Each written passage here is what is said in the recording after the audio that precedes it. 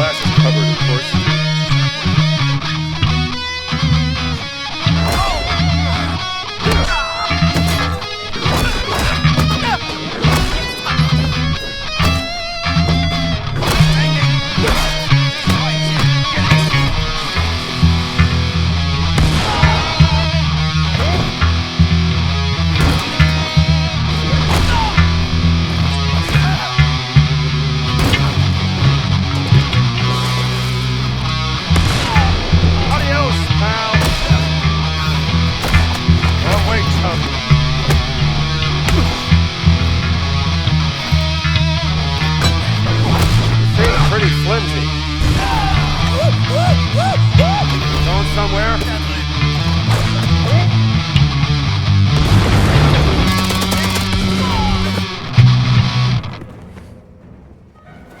I just recently beat Indiana Jones and the Great Circle on Xbox Series X, and I didn't just beat it once, I beat it 3 times on 3 different difficulties, and I'm prepared to talk about this game a lot.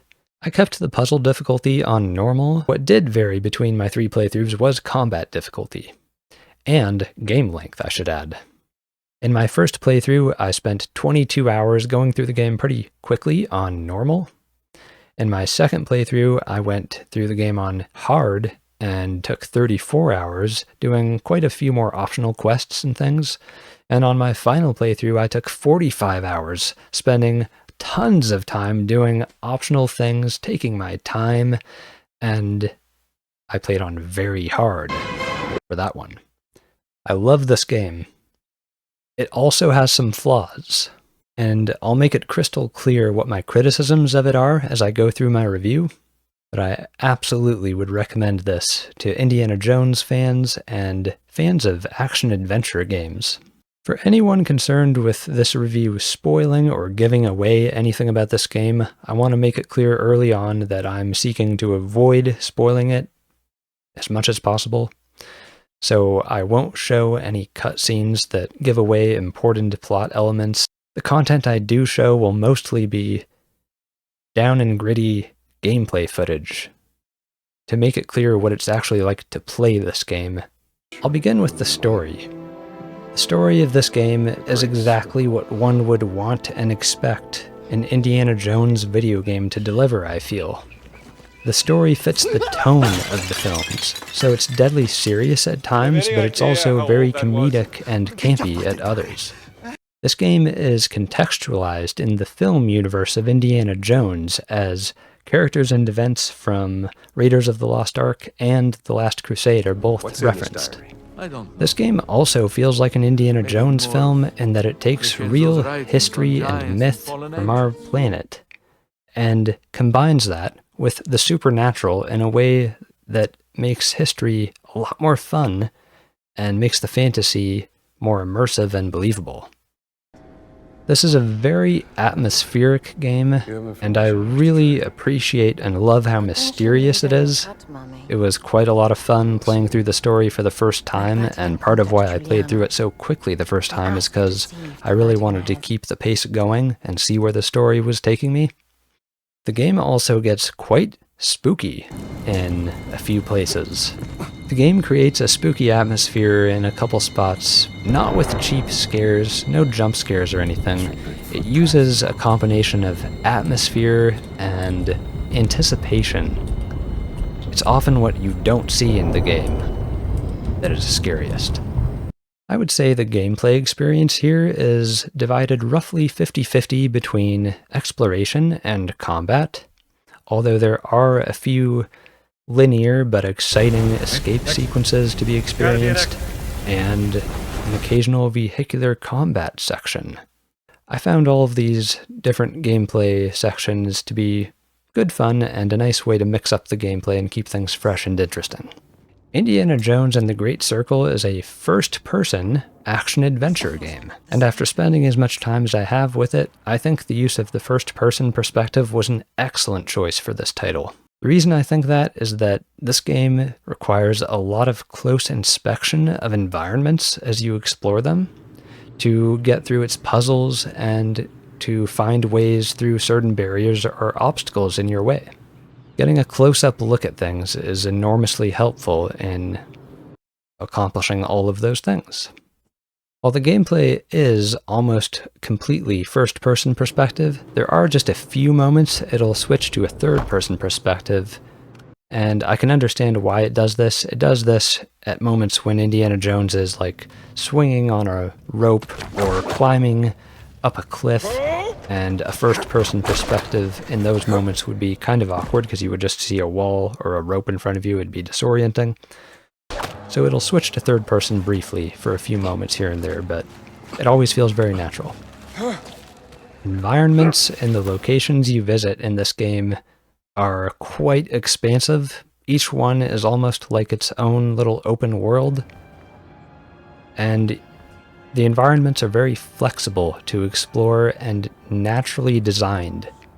They're full of interesting features. There's no wasted space or awkward design features anywhere. Everything feels deliberately but naturally designed in a handcrafted way. Exploration is very open-ended, and you can interact with environments in quite a few different ways. Indiana Jones can burn or smash through walls that are hiding secret passages or chambers. At various points you manipulate light in some pretty creative ways in different contexts. You can climb up and over things, through tight spaces, through cracks, up and down ladders, and even up pipes and vines. You can also jump across some pretty large gaps that you might think you can't, but just give it a shot and you'll probably just make it. The whip is also used to great effect in the exploration here. You can swing and repel from things with the whip, whether it's some branch or a rafter in the ceiling. The whip can be used to latch on to something high up and crawl or climb up, using that as a latch point, or you can latch on to something and fall from that point and control your descent to avoid taking fall damage. You can also use your whip to yank levers from a distance, or pull down a bridge, or even pull open crates of food that are in high, hard-to-reach places. There's even swimming in this game, and that's all I'll say about that. You can carry a torch or a lighter with you as you explore dark passages, and there are many really fun to explore dark tombs and caverns in this game. So many creepy, cool, dark places underground. What the hell was that? Very atmospheric, very creepy, very cool. Indiana Jones and the Great Circle treats the player to incredible location diversity, and the game has a story-related reason to justify this as well. Exploration of environments is quite open-ended, and there are multiple routes to get to your objectives, almost always. If there's some hostile building you need to gain access to, you can often find multiple ways to get into it, and even multiple ways to get into it undetected, if you want to be stealthy. I also have to compliment this game's minimalist user interface that is non-invasive and does not get in the way of looking at this beautiful game world, and also the way the map is implemented. Whenever you bring up the map in this game, you see in Indiana Jones's first-person perspective him actually raise a map in front of his face, and you, the player, stare down at it, seeing Indy's hands, and you feel like you are Indiana Jones just walking around looking at a map, and you can walk while you glance down at the map, just kind of half glancing at it. It's cool. Very well done. At a few points in the game, I had to acquire really important key items that would then recurrently be required to explore various environments I otherwise wouldn't have been able to get through. In this aspect, the game is almost like a Castlevania Symphony of the Night sort of experience, where you have to get some upgrade or item that helps you to get through an obstacle you otherwise can't get through. It really kept exploration fresh as I went to new places. Another extra bit of flavor to this game's locations are different disguises that Indiana Jones can find and then use to blend in to hostile environments. The disguises are sometimes a little difficult to find if you're looking for them for the first time, but I was able to find them all without use of a guide. Each disguise comes with a signature weapon that Indiana Jones can pull out and use at any time. For instance, his traditional outfit has a revolver.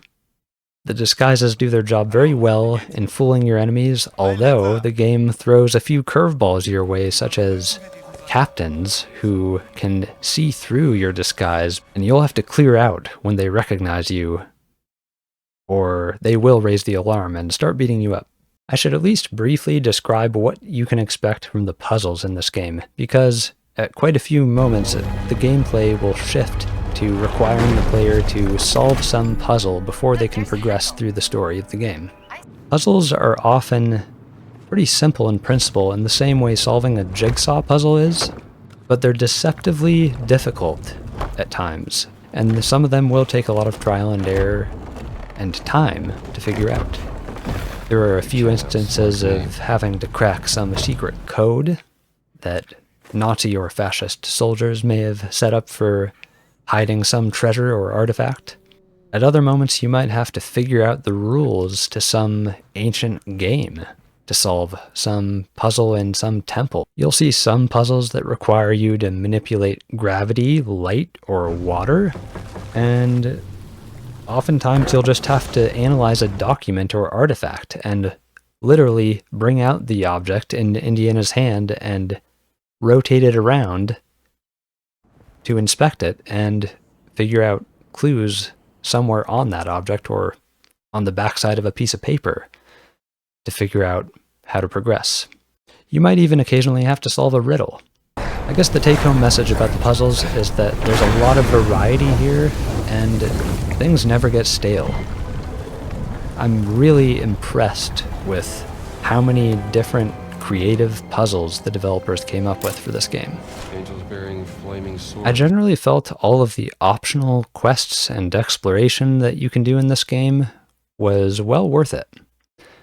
The rewards for doing optional things were often just bits of information that provide interesting background on characters or events that tie into the main story of the game, but a few times I was rewarded with more tangible things like upgrades in the form of adventure books, which I used to improve Indiana Jones's combat abilities. So the rewards are practical in some cases. Exploration in this game is well rewarded with plenty of combat and exploration-related upgrades that will help you in your quest through this game. Indiana Jones finds what are called adventure books, which are just strewn all over the locations you visit, and these books can provide increases to your health, your stamina, which is useful for both combat and platforming actions, and they'll also provide various combat abilities that Indiana Jones otherwise won't even have in his arsenal. So finding these books will really expand gameplay possibilities in a super fun way. I also just love that Indiana Jones strengthens his abilities by reading books. I think it's very appropriate for a professor of archaeology. I have to compliment how alive and lived in the environments in this game feel. In all of the settlements you visit, in the different locations, you'll hear languages that are appropriate for the location you're in. So there's a lot of voice acting in different languages in this game, and it's all quite well done. Locations are populated with a lot of different NPCs that are all unique and will have their own little conversations about events that are going on in the game.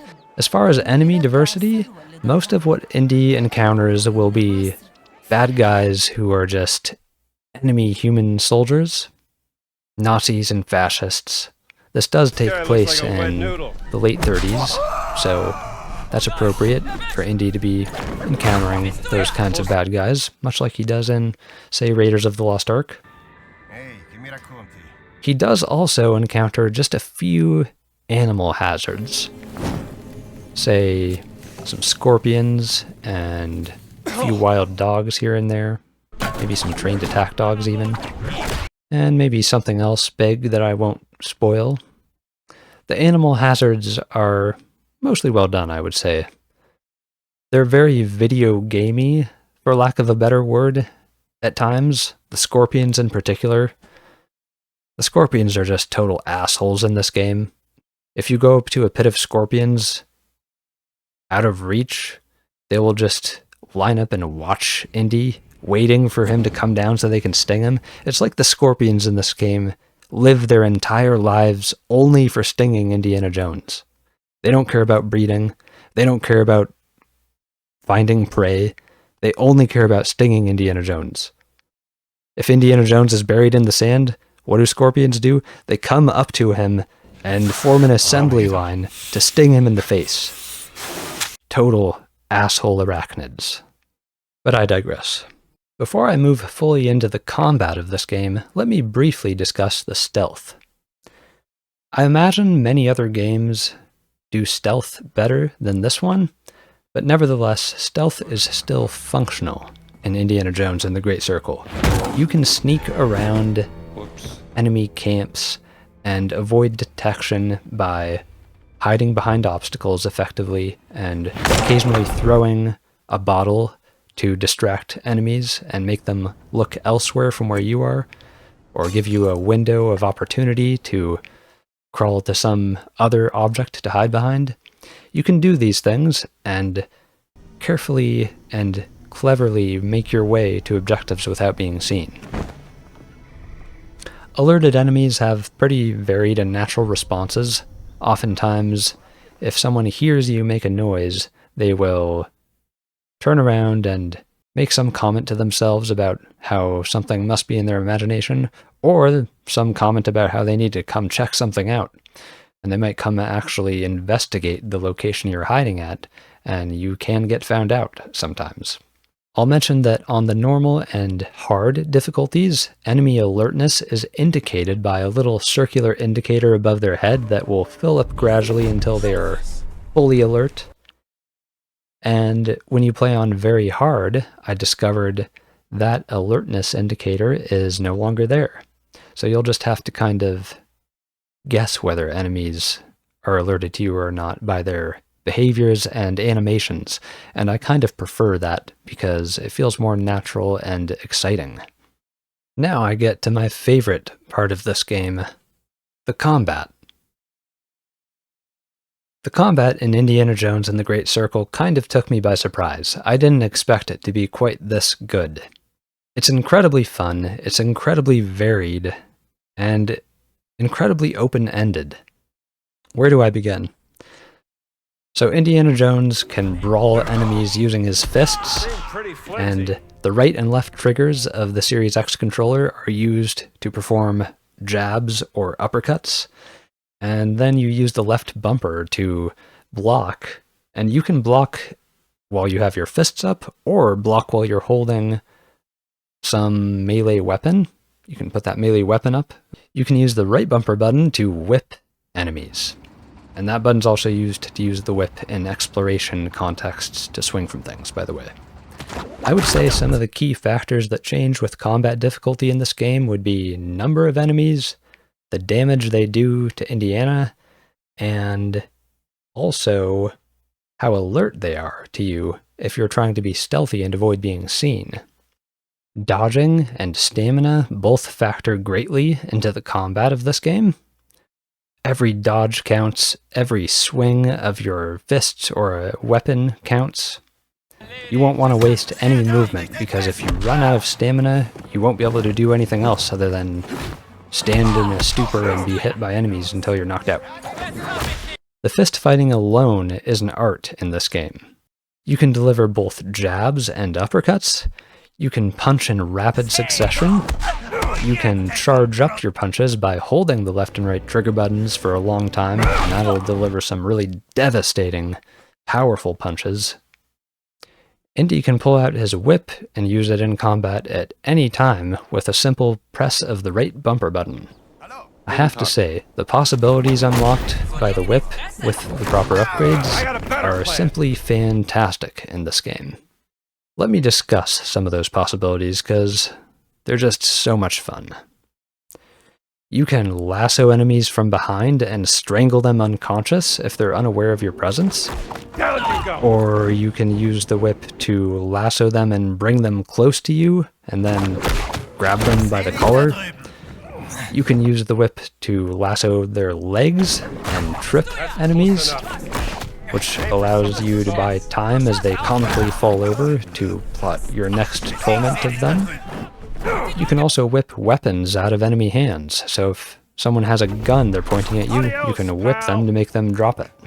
You can even whip enemies unconscious, just repeatedly until they can't take any more, they just slump over. I did that a couple times. Took a lot of whip strokes, but it can be done. Aim for the head. I think aiming for the face is helpful. Guns are another viable combat option in this game. So Indy, of course, has his revolver, and a few disguises have their own pistols they come with. Alternatively, Indy can find various guns, usually picked up from fallen enemy soldiers, that he can then take and use. You find the various types of guns, like machine guns, sniper rifles, and whatnot. They're pretty powerful, but ammunition for them is fairly sparse, so you won't find a lot of bullets, and once you run out of bullets, you just have to toss the gun aside, or use it as a blunt weapon. You can turn the gun around and hit people with it, which is equally viable and helpful. Don't quit, I just got started. It also draws a lot less attention. One important thing to keep in mind about guns is that firing them draws more attention than anything else Indiana Jones can do, and that will draw enemies to him more than anything else and start a big brawl. Only fire a gun if you're ready for a big fight. The other important element to the combat in this game are improvised weapons. And I really love this aspect of the combat. It makes this game's combat feel so fun and on the fly, much in the same way combat is in an Indiana Jones film. As Indy's making his way through some action sequence in one of the movies, he often has to improvise and pick up whatever item he finds lying around to beat some enemy with. It's the same way in this game. Lying all over the environments you explore, and often in convenient proximity to bad guys that you need to get past, you'll find things like bottles, brooms, shovels, various instruments, flutes, guitars, lutes, violins, plungers, hammers, both small work hammers and large sledgehammers, rolling pins, frying pans, strange laundry tools. The list goes on. It never ceases to be fun to look around you when you're getting into a brawl in this game and just find some random object to either beat an enemy with or throw at them. It's creative problem solving. One other side note about improvised weapons I have to make is that Indy can find dynamite lying around in a few locations, and once he has a lighter, use the lighter to light the dynamite and lob the lit dynamite at enemies to have it explode near them. It's pretty fun. There are even a few places where you can light fuel barrels on fire, and those will explode. So if you like making things explode, you can do that a little bit in this game at least. I have to compliment how reactive and interactive enemies are in combat, because when you throw an object at them, a number of different things can happen. You can throw it at them, and if they're not prepared, it might nail them in the head, or an enemy might see it coming and dodge the object, and a few times I even had an enemy catch an object I threw at them, and then try to turn the tables on me and come at me using the object as a weapon. It was surprising and pretty thrilling to have enemies respond in such an interactive way. I do have a criticism to voice about the save system of this game, as it is not quite as flexible as either the exploration or the combat. This game has an auto-save system, so it'll automatically be saving all the time as you're traveling about environments. And I found it just a little bit annoying that it did that, because sometimes I didn't want a thing I did to be saved, and wanted to have control over when the game would save. The auto-saving was convenient, just not controlled. So if you like control over your saving, you might be a little bothered by that. And it doesn't give you any option to manually save in any way. You just have to put up with the auto-saving. It's not the end of the world. The auto-saving isn't a super big deal. I just would have liked to have the option to manually save, to better control when I can save my progress. Moving on to visuals, I have to say this game looks really stunning. I think it utilizes the power of the Series X exceptionally well. All the environments have incredibly detailed textures. The lighting looks really incredible. Whenever sunlight is filtering through some environment, like filtering through trees or shining in an entrance to a cave, it always looks natural and beautiful. The colors really pop in the environments that do have a lot of color. The options even provide a cinematic aspect ratio that you can use and have in effect for the entire game, not just cutscenes. And I used that for a bit, and it was fun and even a little bit useful in a few situations where it was nice to have a wide field of view. But for the most part, I felt 16:9 was more natural for me. I like that the option's there. The frame rate of this game was quite strong overall. I felt like it held 60 frames per second or pretty close to that for the vast majority of the time. Now, there were some stutters. I did notice it stuttering occasionally, say when the game auto-saved or in a few particularly busy places, but any stutters were very brief and really didn't interfere with gameplay much. The frame rate felt largely stable. I also experienced a few very isolated instances of graphical pop-in. So when you are moving through a game environment and you see features in the distance rendering all of a sudden they'll appear in the distance as you move closer in kind of an unnatural way. It happened in an environment that was very dense where just a few objects were appearing, not all of them. So it wasn't a huge problem. And it really only happened in that one place. One additional remark I can make about the visuals is that this game can be a little dark in some of its environments. What I found as I played through the game is that it has a large spectrum of brightness. So the darks of the game are very dark, and the bright places in the game are very bright.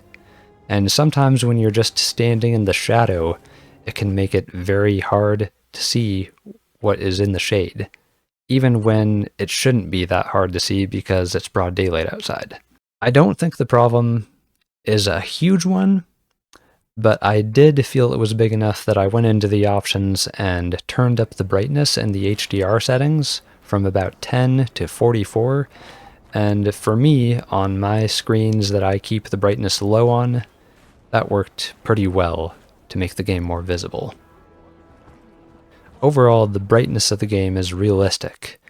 The game is realistically dark when you're in a dark place, and when you're in a bright place out in the sunshine, it'll be bright. The audio of this game was really great overall. The music is exactly what I would want an Indiana Jones video game to have. It's very cinematic, film-style music.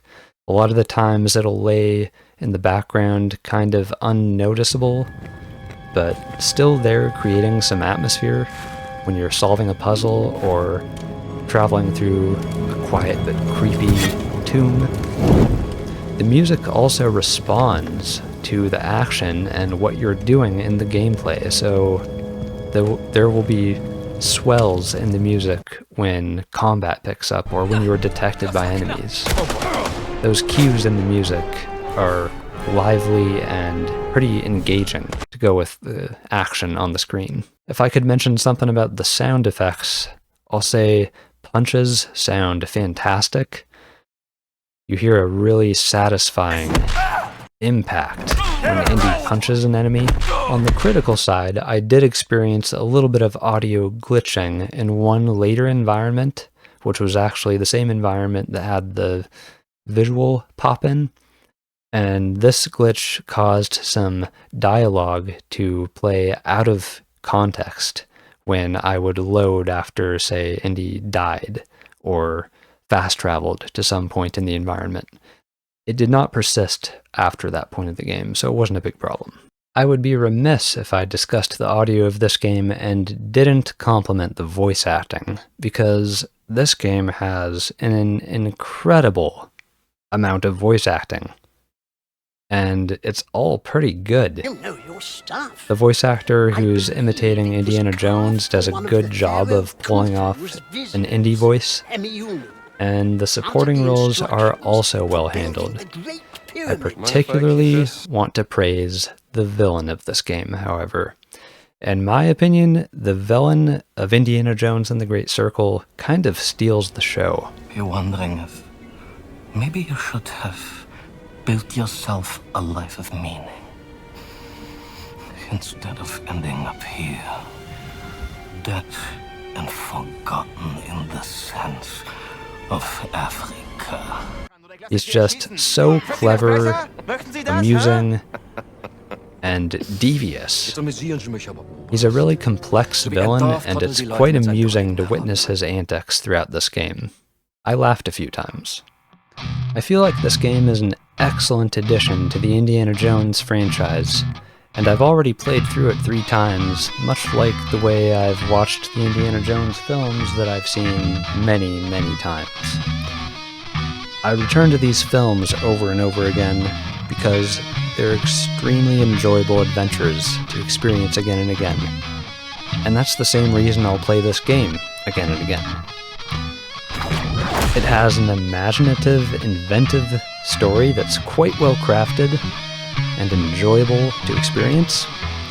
It has flexible, creative exploration and combat that is endlessly entertaining to me. All of these elements come together to make an incredibly fun gameplay experience. So if anybody out there has been looking for a new game to play, give this one a shot. It's really superb, and it deserves your attention. I highly recommend Indiana Jones and the Great Circle for anybody who's been looking for a great action-adventure game to play on the Series X. This is definitely one of my favorite games on the console thus far. With that attitude, you make a great archaeologist. Like Professor Indiana Jones, sir, at that college in Connecticut. Indiana Jones? Sidney! He's not a real archaeologist. Your mother will see me hanged if you end up like that swashbuckling Gasconada.